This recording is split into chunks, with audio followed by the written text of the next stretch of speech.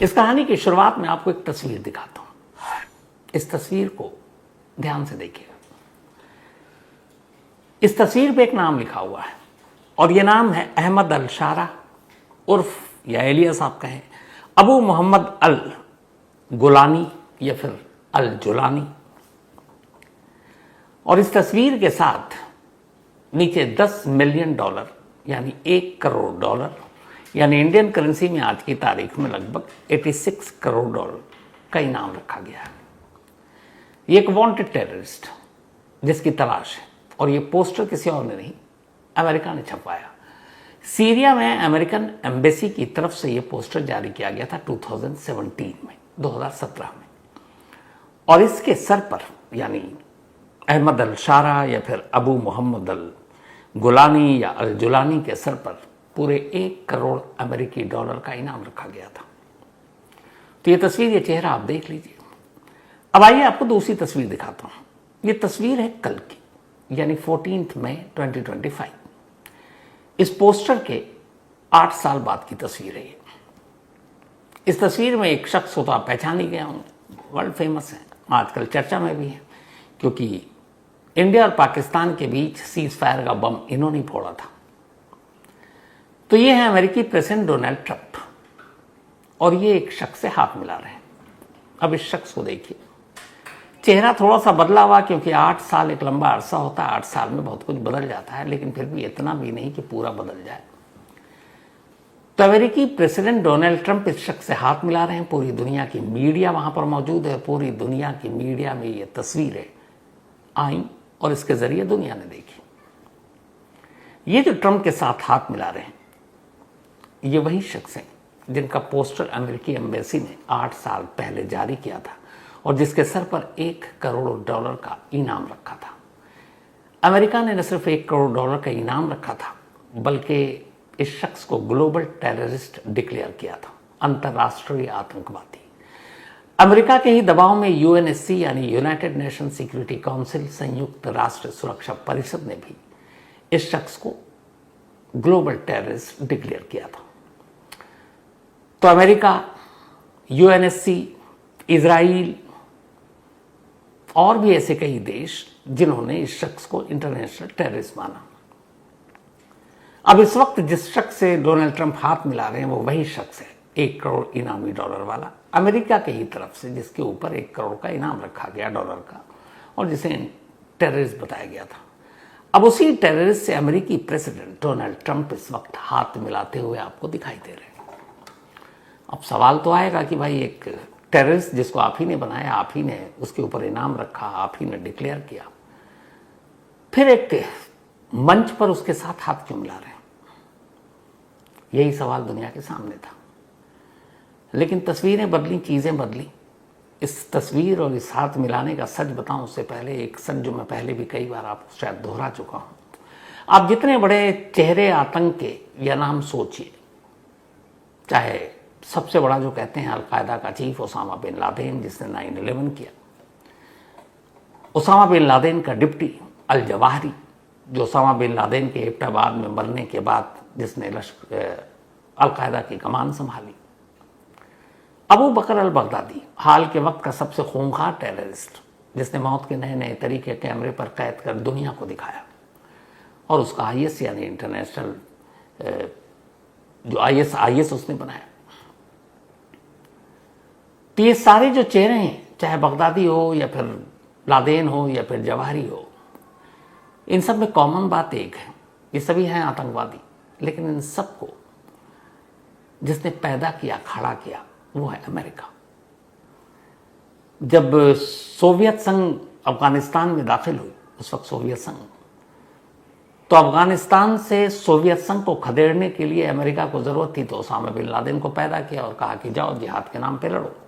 Osama bin Laden पहुंच गया अफगानिस्तान, पर हथियार देना आसान है। बाद में अफगानिस्तान का मसला खत्म हो गया, सोवियत सेना लौट गई, लेकिन लादेन ने हथियार वापस नहीं किए, जबकि अमेरिका ने उसे हथियार दिया, ट्रेनिंग दिया, पैसा भी दिया।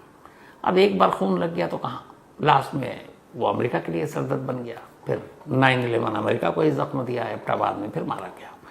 अल जवाहरी ये भी अमेरिका का ट्रेन किया हुआ, लेकिन जब काम का नहीं रहा, अमेरिका के खिलाफ हुआ, उसे भी मार दिया। बगदादी, जब 2011 में सीरिया में गृह युद्ध शुरू हुआ, सिविल वॉर, बशर अल असद की सरकार के खिलाफ, तो चूंकि असद के सरकार के सपोर्ट में रशिया थी और वो उसकी मदद कर रही थी, ईरान भी था। अब इधर बहुत सारे लोग असद के खिलाफ हो गए, वो पहुंच गए सीरिया। बगदादी ने भी कहा कि चलो सीरिया चलते हैं, तो वो सीरिया पहुंच गया। सीरिया में वो अब असद के खिलाफ लड़ रहा है। अमेरिका चूंकि असद के खिलाफ है, लेकिन रूस असद के सपोर्ट में है, तो अमेरिका को चाहिए था दूसरा दुश्मन। उसने बगदादी और उसके जैसे आतंकवादियों की मदद की, कहा ये लो हथियार, ये लो ट्रेनिंग, ये लो पैसे, सीरिया में लड़ो। अब बगदादी वहां जाकर लड़ रहा है, अपने फौज तैयार कर रहा है। लेकिन फिर बाद में सेम उसका हाल भी ओसामा जैसा हुआ, लादेन जैसा। हथियार ले तो लिया, बाद में जब खून लग गया तो उल्टा वो अमेरिका पर ही चढ़ बैठा। फिर अमेरिका ने उसे भी टेररिस्ट डिक्लेयर किया और आखिरकार बगदादी का भी अंत हो गया।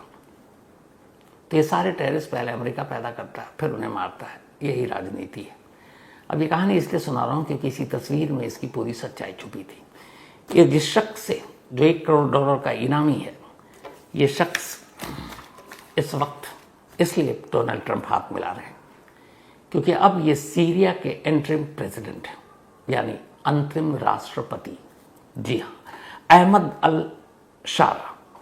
अहमद अल शारा ने अपना नाम, जैसे ही अंतरिम राष्ट्रपति अभी इसी जनवरी 2025 में जब शपथ ली, तो अपना नाम बदल दिया। अब उन्होंने कहा मेरा ऑफिशियल नेम होगा अहमद अल शारा, क्योंकि इनका पुराना नाम आतंकवाद की याद दिलाता था और पुराना नाम वो था अल मोहम्मद अल गुलामी या अल जोलानी, जिसके ऊपर $10 मिलियन का इनाम का पोस्टर छपा हुआ था। तो उस नाम को ही इन्होंने अपने से किनारे कर लिया और अब ये नए नाम से सीरिया के राष्ट्रपति हैं और नया नाम है अहमद अल शारा। तो अहमद अल शारा से इस वक्त डोनाल्ड ट्रंप इसलिए हाथ मिला रहे हैं क्योंकि वो सीरिया के इंटरिम प्रेसिडेंट है। लेकिन ये आधी सच्चाई है। पूरी सच्चाई ये है कि दुनिया के बहुत सारे देशों ने, बल्कि ज्यादातर देशों ने अहमद अल शारा को सीरिया का प्रेसिडेंट माना ही नहीं, न मान्यता दी है वहां की सरकार को। तो फिर ट्रंप क्यों? ट्रंप 4 दिन के दौरे पर गल्फ कंट्री में घूम रहे थे, कल शायद निकल गया। तो वो सऊदी अरब पहुंचे, उसके बाद फिर कतर भी गए, अब तुर्की भी शायद जाना था।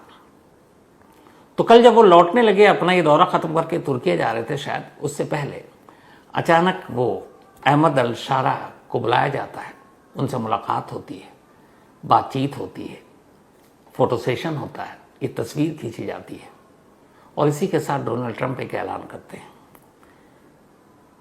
कि 1979 से सीरिया के ऊपर जितने भी बैन थे, आर्थिक पाबंदी और बाकी तरह की पाबंदी, जो प्रतिबंध था, वो सारा अमेरिका आज से हटा रहा है और अहमद अल शारा की सीरिया की इस नई सरकार को मान्यता दे रहा है।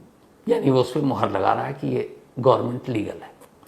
न सिर्फ ये कि इस सरकार को मान्यता दी, उसके ऊपर से तमाम प्रतिबंध हटाए, अब सारी आर्थिक मदद भी करेगा, बल्कि दुनिया के कई देशों को चौंका भी दिया। क्योंकि सीरिया जैसे देश में एक ग्लोबल टेररिस्ट, जो खुद अमेरिका मतलब ही इसका सबूत है, और अब वो एक प्रेसिडेंट और अमेरिका कह रहा ठीक है। टेररिज्म को लेकर अमेरिका की पॉलिसी क्या है, एक तस्वीर से भी साफ हो जाती है।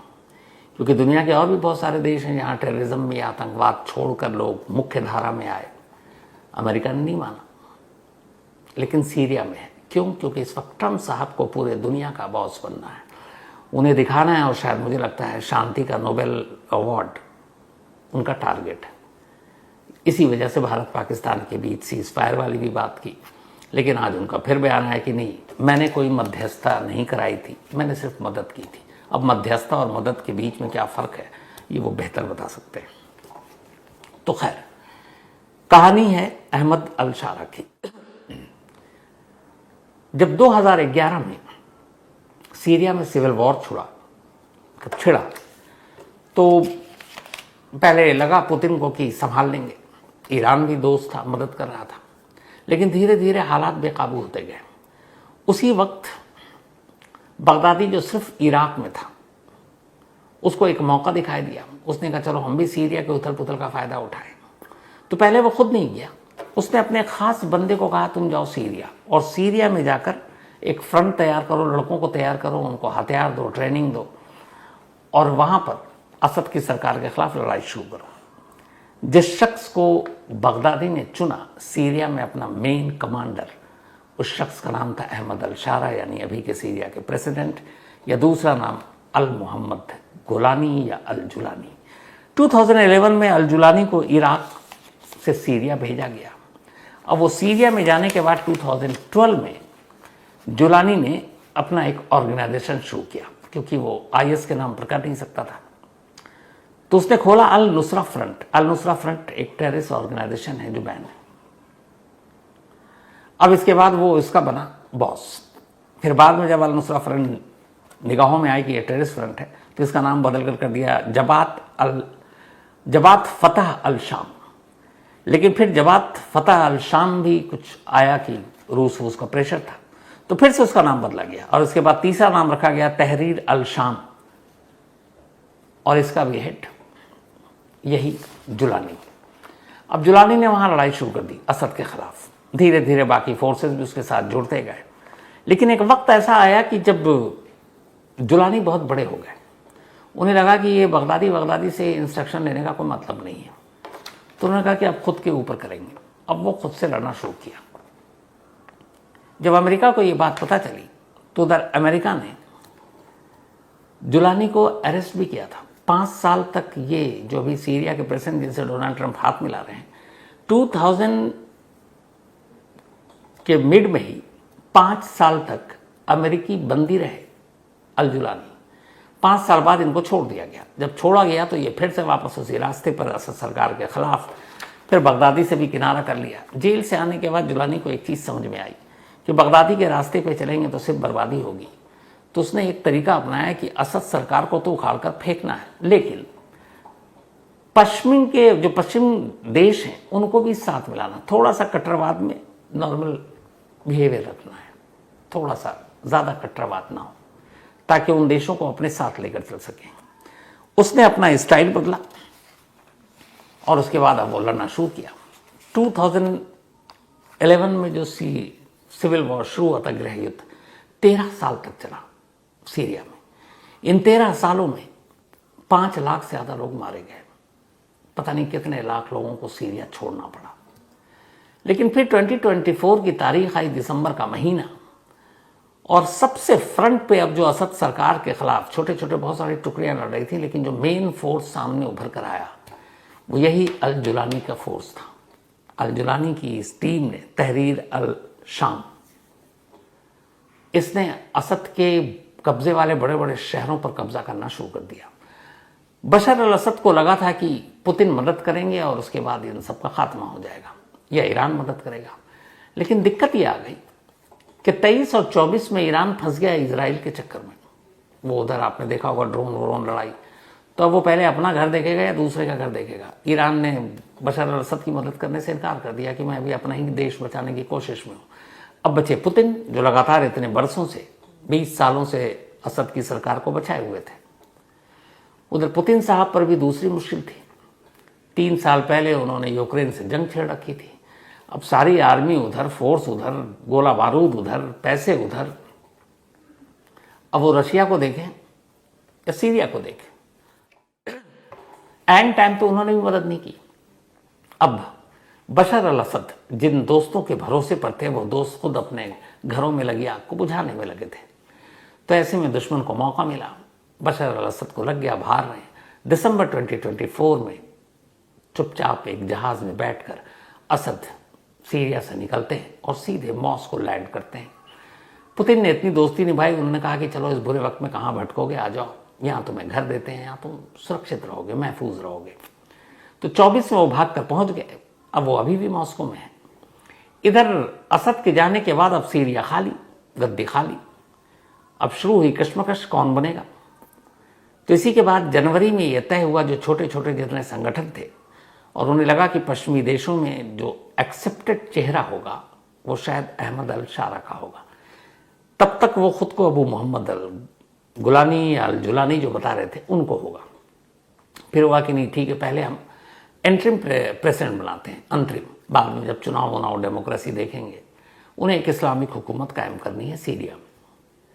तो फिर लोगों की मर्जी से ये तय हुआ कि अल जुलानी को अंतरिम प्रेसिडेंट बनाया जाए और जनवरी 2025 में, यानी 4 महीने पहले, उनको प्रेसिडेंट बना दिया गया।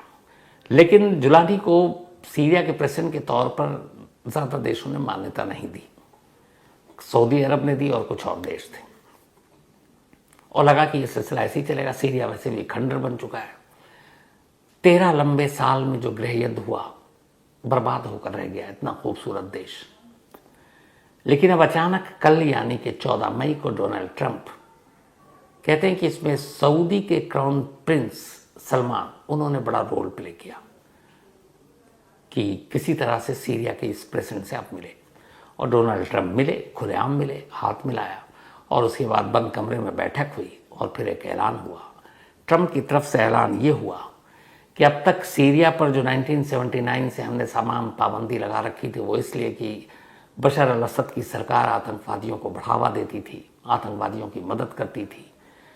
तो अब वो दौर ख़त्म हो गया, अब असद रहे नहीं। तो उन्हें उम्मीद है कि अहमद अल शारा की लीडरशिप में सीरिया दोबारा चमकेगा, और उसको चमकाने के लिए हमने सीरिया पर लगे तमाम प्रतिबंध, रिस्ट्रिक्शन को वापस लेते हैं, और जितनी मदद होगी हम करेंगे। और इस ऐलान के साथ सीरिया ने एक राहत की सांस ली। लेकिन इस ऐलान के साथ ट्रंप ने कई और नए दुश्मन भी बना लिए, और उनमें एक दुश्मन तो पहले से ही है ईरान, उसे ये बात हजम नहीं हुई। और दूसरा जो दोस्त है अमेरिका का, इजराइल, क्योंकि इजराइल को पता है कि सीरिया में अगर एक टेररिस्ट के हाथ में कमान होगी और वहाँ के टेररिस्ट ग्रुप, अगर अलकायदा या फिर बगदादी के लोग जिन्होंने तख्ता उखाड़ के फेंका है वही सीरिया पे काबिज होंगे, तो सीरिया से इजराइल को खतरा है। तो इसीलिए सीरिया डोनाल्ड ट्रंप के इस फैसले से नाराज है कि आप इस सरकार को कैसे मान्यता दे सकते हो, जिसके सरकार के मुखिया पर आपने खुद $1 करोड़ का इनाम रखा था, जिसको आपने ग्लोबल टेररिस्ट डिक्लेयर किया था, जिसको यूएनएससी ने ग्लोबल टेररिस्ट डिक्लेयर किया था। लेकिन ट्रंप साहब ये सब चीज़ें कहाँ मानते हैं। लगता है वो अपने सेकंड टर्म में जो आए हैं, कुछ क्रांति करने के लिए आए हैं। आप उनके तमाम फैसले देखिए शुरू से अभी तक, चाहे वो टैरिफ हो, चाहे वो मेक इन अमेरिका हो, चाहे अमेरिका में पढ़ रहे विदेशी छात्रों का मामला हो, इंडिया पाकिस्तान का सीज फायर हो, अब जेलेंस्की और पुतिन के बीच भी वो मीटिंग होने जा रही है। उन्होंने कहा कि आप चाहो तो मैं भी आ जाऊंगा मीटिंग में, साथ में चाय पी लेंगे। तो इस, और एक और आज खबर आई देखिए कि जो टिम कुक हैं एप्पल के सीईओ, बाकायदा ये डोनाल्ड ट्रंप का स्टेटमेंट है, ये सोर्सेज नहीं है, वीडियो भी होगा सोशल मीडिया पे, आप देख लीजिएगा। उन्होंने कहा कि मैंने टिम कुक को बुला के डांटा और समझाया कि तुम कहाँ इंडिया में इन्वेस्ट करने जा रहे हो एप्पल का। इंडिया में इन्वेस्ट मत करो, उनका तो टैरिफ बहुत ज़्यादा है और इंडिया में इन्वेस्ट करने का कोई मतलब बनता नहीं है, तुम यूएस में करो। और ये वजह ये है कि चूंकि टैरिफ की लड़ाई में चीन एप्पल का एक बहुत बड़ा अब तक हब था जहाँ पे उसके सारे असेंबल हुआ करते थे। लेकिन अब चीन ने भी अमेरिका के पलटवार में टैरिफ जितना अमेरिका बढ़ा रहा है वो और दुगना करता जा रहा है। तो पता नहीं एप्पल के तो फिर प्रोडक्ट के रेट क्या पहुंच जाएंगे। तो एप्पल को लगा इंडिया का मार्केट सस्ता है, तो एप्पल ने यहीं से सारा असेंबल करने का अपना सोच लिया। अब ट्रंप साहब ने हड़का दिया टिम कुक को और कहा कि नहीं, आप अमेरिका में करो, इंडिया जाने का क्या मतलब है। अब जाहिर सी बात है, अमेरिकी प्रेसिडेंट अगर अमेरिका की ही एक कंपनी के सीईओ को इस तरह बोले और सीधे कैमरे पर जेलेंस्की को जिस तरीके से हड़काया था पूरी दुनिया ने देखा, टिम कुक को न सिर्फ हड़काया बल्कि खुद कह भी रहे हैं कैमरे के सामने, तो आपको लगता है कि टिम कुक इंडिया में एप्पल के प्रोडक्ट्स को असेंबल करने की कोशिश करेंगे? जाहिर सी बात है कि एक बड़ा मौका है जो भारत से छीना जा रहा है। अब पता नहीं, ट्रंप और मोदी साहब में तो अच्छी खासी दोस्ती थी, लेकिन ये दोस्ती अब कुछ कहीं और ही जा रही है। मुझे लगता है ये जो अभी सीज फायर हुआ है इसको भी लेके जिस तरीके से ट्रंप साहब ने क्लेम करना शुरू किया, वो भी एक नोबेल पीस प्राइज के लिए कोशिश थी। लेकिन अब भारत सरकार ने लगातार कह दिया कि नहीं, सीज फायर में अमेरिका ने कोई मदद नहीं की। अब आज उन्हें कहना पड़ा हमने मध्यस्थता नहीं की, हमने तो सिर्फ मदद की थी। तो ये रिश्ते ख़राब होने, लेकिन इस रिश्ते ख़राब होने से हमारे ट्रेड और बाकी बहुत सारी चीज़ों पर असर पड़ेगा। तो इसीलिए मैं कह रहा हूँ कि ये जो सेकंड टर्म है ना डोनाल्ड ट्रंप साहब का, ये तो अभी शुरुआत है। अभी तो उन्होंने चार्ज लिया है, अभी पूरे 3.25 साल बाकी है या 3.5 साल, पता नहीं क्या क्या होगा। खैर, कहानी में आज इतना ही कि पाकिस्तान 1000 साल भूखा रह सकता है, घास की रोटी खा सकता है, लेकिन वो ऐसा काम करेगा कि कम से कम भारत के साथ जंग हो तो वो जीत सके।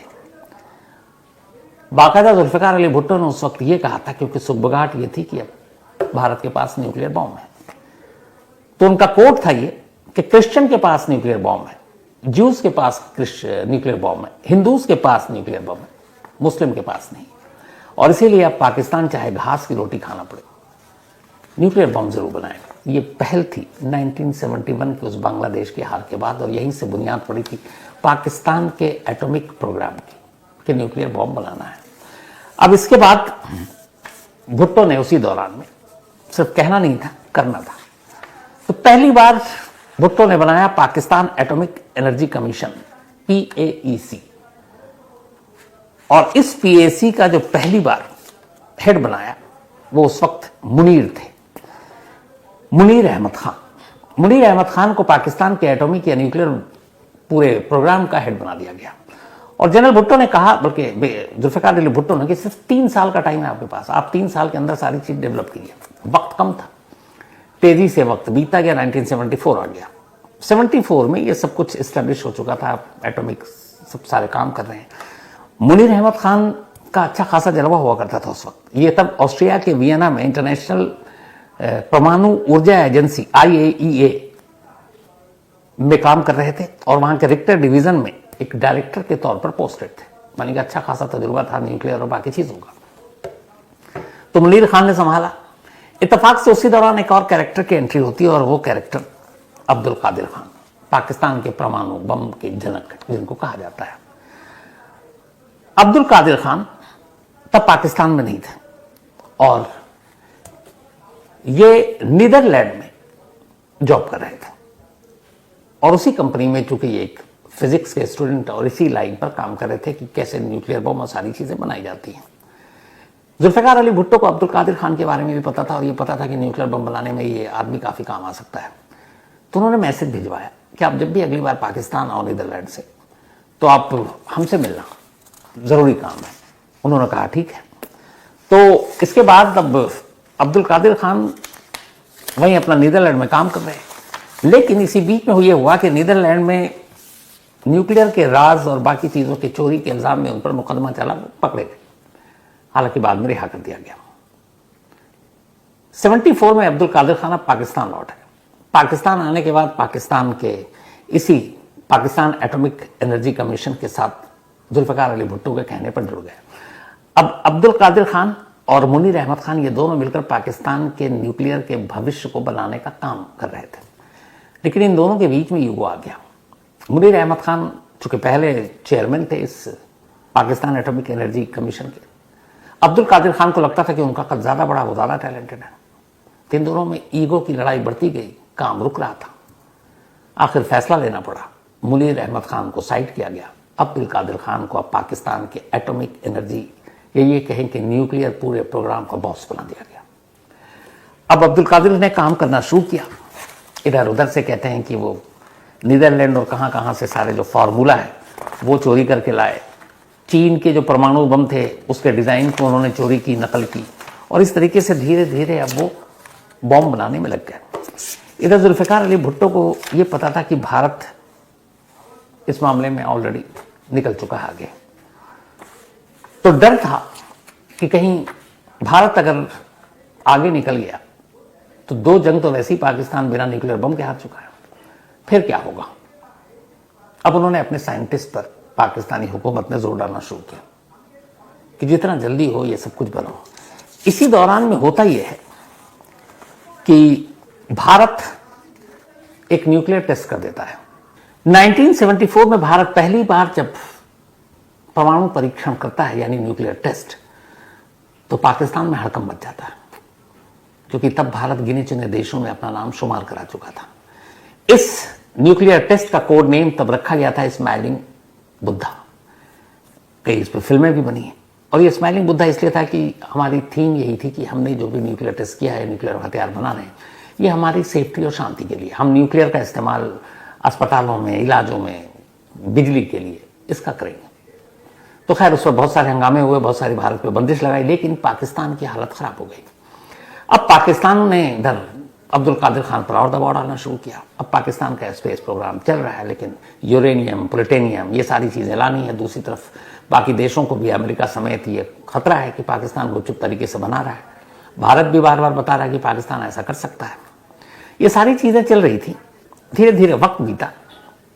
इसी दौरान में 1987 1987 का साल आता है। 1987 में अभी तक ये चल रहा है कि पाकिस्तान के पास न्यूक्लियर वेपन है नहीं है नहीं है, बना रहा है, यही सब कुछ चल रहा है। कई इंटरनेशनल मीडिया, खुफिया एजेंसी सारी लगी थी पाकिस्तान के इस राज को जानने के लिए।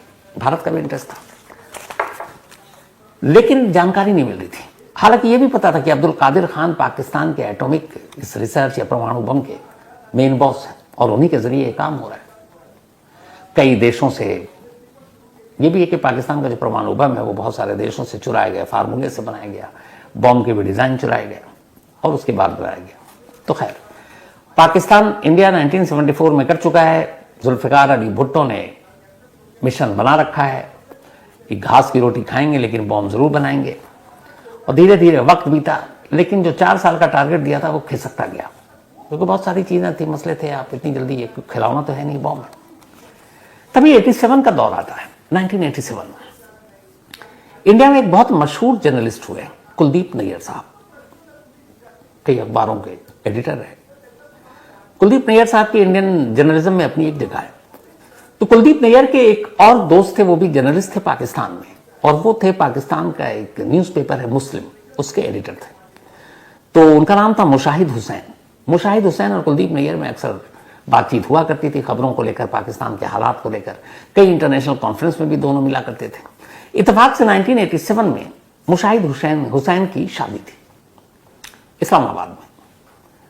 तो उन्होंने कुलदीप नैयर को इनवाइट किया, कहा कि आप हमारी शादी में आएंगे तो हमें खुशी होगी। कुलदीप नैयर से चूंकि अच्छी दोस्ती थी, कुलदीप नैयर ने भी कहा कि मैं जरूर आऊंगा। कुलदीप नैयर का कद बहुत बड़ा था, तो और उस वक्त इतने बुरे हालात भी नहीं थे इंडिया पाकिस्तान के बीच, बहुत सारे वीजा आसानी से मिल रहा था। तो अब 87 में कुलदीप नैयर पाकिस्तान पहुंचते हैं। पाकिस्तान में वो मुशाहिद हुसैन की शादी में शरीक होने के लिए गए। मुशाहिद हुसैन उन्हें एयरपोर्ट पर रिसीव करने आते हैं। जब वो रिसीव करने आते हैं तो गले मिलते हैं और उनसे कहते हैं कि आप मेरी शादी में आए, मुझे बहुत खुशी है, और इस शादी में आने के बदले मैं आपको एक रिटर्न गिफ्ट दूंगा। कुलदीप नैयर साहब ने कहा क्या?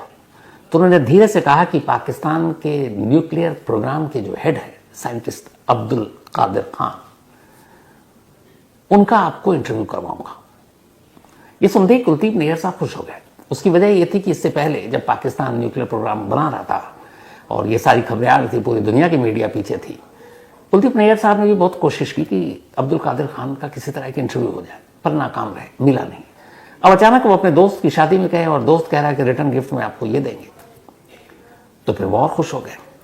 अब इसके बाद ये जब पाकिस्तान पहुंचे तो कुलदीप नैयर पाकिस्तान में भी एक जाना माना चेहरा हुआ करते थे, उनकी खबरों का असर हुआ करता था। तो इस्लामाबाद में उस वक्त पाकिस्तान में जनरल ज़ियाउल हक का राज था। तो जनरल ज़ियाउल हक के एक मिनिस्टर थे फखर जमान। फखर जमान ने कुलदीप नैयर की शान में दोपहर को लंच पे बुलाया था उन्हें। वो लंच पे थे वहीं, साथ में उनके दोस्त मुशाहिद हुसैन थे। तभी अचानक के मुशाहिद हुसैन ने उसी लंच के दौरान कुलदीप नैयर साहब से कहा कि इंटरव्यू लाइनअप हो गया है और आज शाम को ही बुलाया गया। कुलदीप नैयर साहब खुश, तो पाकिस्तान के न्यूक्लियर प्रोग्राम के जो जनक है उससे इंटरव्यू करना। अब शाम को ये लोग निकलते हैं तैयार होकर। हालांकि सब कुछ इतनी जल्दी हुआ कि कुछ तैयारी करने का उन्हें मौका भी नहीं मिला। अब एक पाकिस्तान का न्यूक्लियर साइंटिस्ट जिसके ऊपर पूरे पाकिस्तान के सरकार की, फौज की निगाहें हैं, आप उसकी सुरक्षा, उसके बाकी चीजों के बारे में सोच सकते हैं। और इससे पहले ये इंसिडेंट कहीं हुआ था कि कुछ जर्नलिस्ट, एक फ्रांसीसी जर्नलिस्ट, उनके फोटोग्राफर और रिपोर्टर को पीट दिया गया था। जिस अरगल पहाड़ी इस्लामाबाद में, उसी के पास उनका एक बंगला है जहां वो बहुत पाकिस्तानी फौज की सुरक्षा घेरे में रहते थे अब्दुल कादिर खान। तो मतलब कई लोगों ने कोशिश की, कभी किसी को मिलने नहीं दिया गया और सुरक्षा का इंतजाम पुख्ता था, क्योंकि अब्दुल कादिर खान को मारने की भी बहुत कोशिश हुई थी। लेकिन जब कुलदीप नैयर वहां पहुंचते हैं तो देखते हैं कि ना उनको कहीं रोका गया, ना कोई तलाशी ली गई, कुछ नहीं, सीधे वो बंगले के अंदर दाखिल हुए। बंगले के अंदर जब दाखिल हुए, थोड़ी देर के बाद अब्दुल कादिर खान से मुलाकात हुई। अब कुलदीप नैयर के सामने पाकिस्तान का सबसे बड़ा न्यूक्लियर माइंड बैठा हुआ है। सवाल जवाब का सिलसिला शुरू होता है, लेकिन कुलदीप नैयर जितने भी सवाल कर रहे थे वो उसका घुमा फिराकर जवाब दे रहे थे। मतलब कोई ऐसी बात निकलकर सामने नहीं आ रही थी कि कोई कहानी बन सके। हर बात में वो जिस तरह से जवाब दे रहे थे उसमें यह कि हाँ पाकिस्तान न्यूक्लियर बम बना रहा है, लेकिन बना है कि नहीं पता नहीं, आगे क्या होगा ये पता नहीं। तभी इंटरव्यू के दौरान कुलदीप नैयर को लगा कि कुछ ऐसा करते हैं जिससे थोड़ा इनको, क्योंकि उन्हें ये पता था कि ये इंटरव्यू जो है ये ऐसे ही नहीं मिला, क्योंकि पाकिस्तान के न्यूक्लियर प्रोग्राम का बॉस एक इंडियन जर्नलिस्ट को अगर इंटरव्यू इतनी आसानी से दे रहा है तो इसका मतलब है कि पाकिस्तान की गवर्नमेंट, वहां की आर्मी, वहां की खुफिया एजेंसी ISI, इन सब की मर्जी से ही हो रहा है। अब नैयर साहब को ये समझ में आया इन सब की मर्जी से क्यों हो रहा है, लेकिन उन्हें ये पता चल गया था। तो उन्होंने कहा जब मर्जी से ही हो रहा तो फिर कड़वे सवाल पूछते हैं घुमा कर, क्या मतलब। तब उन्होंने फिर ये कहा कि जब मैं इंडिया से आ रहा था तो मैंने ऐसे ही कहा था कि शायद आपसे मेरी मुलाकात हो जाए, और तो एक ने मुझसे ये कहा कि क्यों पाकिस्तान में जाकर वक्त बर्बाद कर रहे हो, पाकिस्तान के पास ना तो ऐसा कोई आदमी है, ना ऐसा कोई साइंटिस्ट है, ना ऐसा किसी के पास दिमाग है जो न्यूक्लियर बम बना सके। जैसे ये बात अब्दुल कादिर खान सुना वो भड़क गए। पहली बार आपक होते हैं और कहते हैं कि जाकर उनसे कह देना कि पाकिस्तान में ऐसा दिमाग है, ऐसा शख्स है, एंड वी हैव इट, मतलब वो बम भी है। तो बाकायदा कोट करके कहा कि जाकर कह दो मेज पे मुक्का मारते हुए कि वी हैव इट, हमारे पास वो बम है। तब इसके बाद उन्होंने कहा कि भाई आपके ऊपर इल्जाम भी लगा कि आपने नीदरलैंड से फार्मूला चुराया और ये, तो उन्होंने फिर गुस्सा आया। उन्होंने कहा कि नीदरलैंड ने, कोर्ट ने मुझे बरी कर दिया है। फिर उनसे ये भी कहा गया कि आपके बम का पता नहीं मेयार या मेरिट क्या होगा। तो आखिर में वो इतने गुस्से में सब कुछ जाकर ओपनली कहते हैं कि हमने बम बना लिया है और हमने उसका टेस्ट कर लिया है, और टेस्ट की डिटेल भी दे देते हैं। अब ये सारी चीजें, इंटरव्यू हो गई। अब एक पाकिस्तान के न्यूक्लियर प्रोग्राम का हेड एक्सेप्ट कर रहा है कि वी हैव इट, मतलब हमारे पास न्यूक्लियर बॉम्ब है 87। कुलदीप नैयर साहब इसके बाद वापस इंडिया आते हैं, लेकिन आते ही वो इस इंटरव्यू को भी छापते नहीं, रोक के रखते हैं। अब वो समझने की कोशिश कर रहे हैं कि हुआ क्या। पाकिस्तान जाने के बाद वो गए अपने दोस्त की शादी में, अचानक जो सबसे सीक्रेट इंसान है उसके साथ इंटरव्यू कराया जा रहा है। तो पता चला कि इंटरव्यू जनरल ज़ियाउल हक, जो उस वक्त पाकिस्तान के हुक्मरान, उनकी मर्जी से हुआ, पाकिस्तानी फौज की मर्जी से हुआ और पाकिस्तानी खुफिया एजेंसी की मर्जी से हुआ। अब ये सब क्यों मर्जी से हुआ, इसकी भी एक कहानी थी। कहानी ये थी कि उस वक्त इंडिया एक युद्ध अभ्यास कर रहा था, और ये बात है 1986-87 की शुरुआती दिनों की। और ये युद्ध अभ्यास चीन और पाकिस्तान के बॉर्डर के करीब ही हो रहा था, और बड़े जोर शोर से था। बल्कि उसमें यह भी था कि कहीं चीन और पाकिस्तान के अंदर दाखिल ना हो जाए भारत। तो पाकिस्तान को भारत के इरादे ठीक नहीं लगे। उसे लगा कि कहीं युद्ध अभ्यास के नाम पर भारत हमला ना कर दे पाकिस्तान पर, तो इसे कैसे रोका जाए, जबकि भारत युद्ध अभ्यास कर रहा है, सिर्फ कोई हमले की प्लानिंग नहीं है। हर देश करता है अलग अलग वक्त पर। तब पाकिस्तानी हुक्मरानों ने यह सोचा कि क्यों ना किसी तरह भारत तक ये बात पहुंचा दी जाए कि पाकिस्तान ने न्यूक्लियर बॉम्ब बना लिया, वो एक न्यूक्लियर पावर कंट्री है। इससे ये होगा कि अगर भारत हमला करने की सोच रहा है तो फिर वो रुक जाएगा, क्योंकि एक न्यूक्लियर पावर कंट्री को इतने हल्के में कोई नहीं लेता। लेकिन भारत से ये बात लीक कैसे कराई जाए। तो फिर इसी दौरान में मुशाहिद हुसैन, जो वहां के जर्नलिस्ट, उनकी शादी का मौका, कार्ड मिला, कुलदीप नैयर साहब पहुंच गए और इसी मौके को भुनाया गया। और फिर ये लाइनअप हुआ कि दुनिया भर के मीडिया को वहां से भगाया गया, दुनिया भर की खुफिया एजेंसियों को दूर रखा गया। लेकिन पाकिस्तान ने कहा कि अपने दुश्मन देश से ही ये खबर लीक करवाते हैं, और इसीलिए चुना गया एक इंडियन जर्नलिस्ट को, कुलदीप नैयर साहब। कुलदीप नैयर साहब वापस आते हैं उसके बाद वो इस इंटरव्यू को छापते हैं। जैसे ही इंटरव्यू छपता है, पूरी दुनिया की हर बड़ी मीडिया हाउसेस इस खबर को उठाती है, और पूरी दुनिया में तब पहली बार ये खबर आती है कि पाकिस्तान ने न्यूक्लियर बॉम्ब बना लिया है।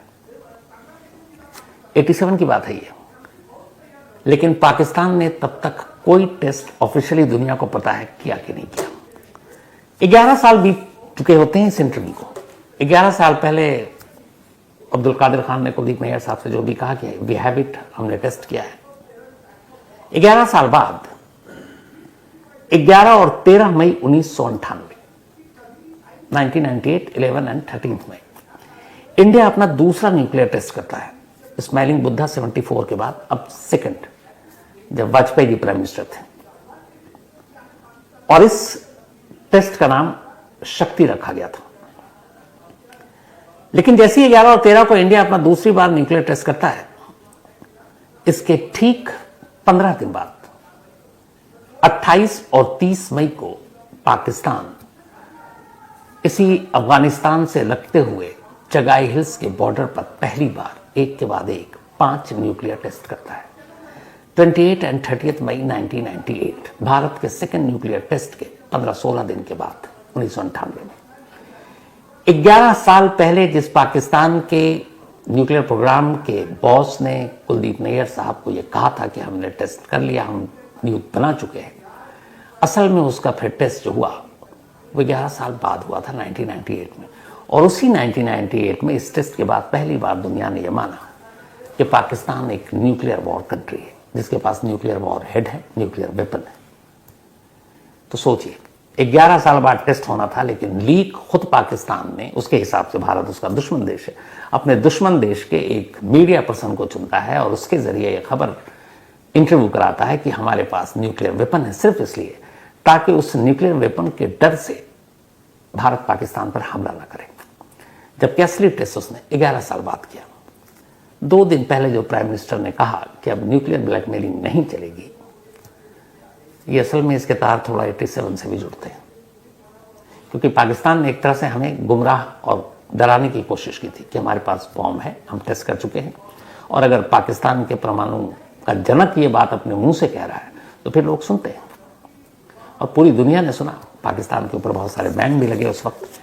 बहुत बाद में जब ये सारी चीजें बीत गई, तो इस इंसिडेंट के बाद जब ये पाकिस्तान ने टेस्ट कर लिया, तो ढाका में एक कॉन्फ्रेंस थी, इंटरनेशनल मीडिया कॉन्फ्रेंस। वहां पर कुलदीप नैयर साहब भी गए और वहां वही मुजाहिद साहब, उनके दोस्त भी पहुंचे। तो जब दोनों का आमना सामना हुआ, तब कुलदीप नैयर ने पूछा मुजाहिद हुसैन से कि जब 87 में तुमने मुझे अपनी शादी के रिटर्न गिफ्ट में ये अब्दुल कादिर का इंटरव्यू कराया था, क्या वो स्टेट स्पॉन्सर था, यानी कि क्या सरकार की मर्जी शामिल थी?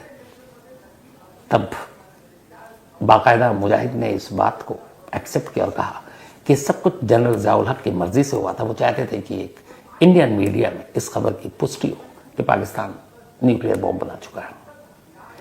बाद में टाइम मैगजीन को एक इंटरव्यू दिया था जनरल ज़ियाउल हक ने, और उनसे कहा गया ऐसी कुलदीप नैयर के इंटरव्यू के बाद कि आपके scientist, nuclear scientist Abdul Qadir Khan ने यह माना है कि पाकिस्तान बना चुका है, वी हैव इट, उन्होंने बाकायदा बोला इंडियन मीडिया को, तो आप क्या कहना है आपका? जनरल ज़ियाउल हक नहीं माने थे। तब उन्होंने एक घुमाया इस चीज को ऐसे कि बम में बस एक पेंच कसने की जरूरत है, बाकी कोशिश जारी है। एक पेंच कसने की जरूरत है, ये लाइन थी। पेंच ऑलरेडी कस चुके थे, बस ऐलान बाद में हुआ। अब पाकिस्तान के पास 172 है न्यूक्लियर वॉरहेड यानी हथियार, हमारे पास 174 है। दोनों परमाणु संपन्न देश हैं। और अब चर्चा यह है कि जो नूर खान एयरबेस है, वहां के परमाणु ठिकाने पर ऑपरेशन सिंदूर में कुछ हमला हुआ, जिससे रेडिएशन फैल रहा है और पूरी दुनिया इस वक्त इसी की बात कर रही है। तो ये थी पाकिस्तान के न्यूक्लियर पावर कंट्री बनने की कहानी, और कहानी उसे एक झूठ की जिसको फैलाकर पाकिस्तान ये चाहता था कि भारत उस पर हमला ना करे और न्यूक्लियर पावर होने के नाते थोड़ा सा घबराए, जबकि असली टेस्ट 11 साल बाद किया।